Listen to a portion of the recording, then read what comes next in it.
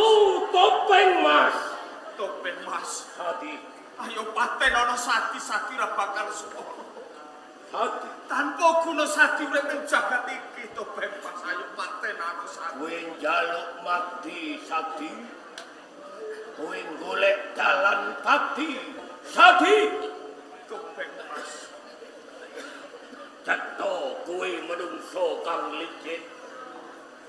Ora wani ngadepi marang kasunyatan. Ngertiyo Sati. Urip kuwi lelakon. Urip kuwi penjajaran. Kok menawa iki dadi penjajaraning uripmu Sati. Ana urip ana mati.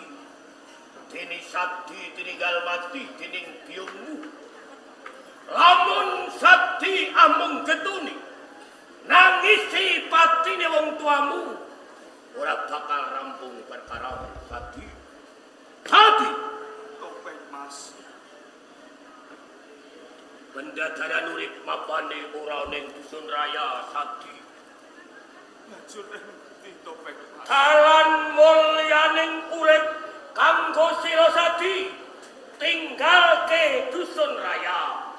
Jalaran dununging kamukten lan mulyaning Sati mapane ana ing kerajaan Turki. Ana ing kerajaan Turki Sati. Lantarane Laut Hitam. Laut Hitam. Laut Hitam. Laut Hitam. Sati.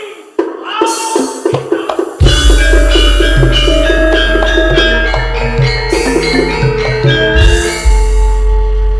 Temene opo sikake Topeng Mas kae. Supaya aku ninggalake dusun raya. Tumuju ing kerajaan Turki. Yo. Mbok menawa wae kabeh dalan mulyaning Sati. Aku bakal tumuju ana ing Laut Hitam. Lan aku bakal mugi jumangkah ana ing Laut Hitam. Bakal tak urti apa sing dadi kadang untuk Mas. Sedulur Sati ninggalake sampeyan. Jaluk temu sampeyan. Mbok menawa wae bisa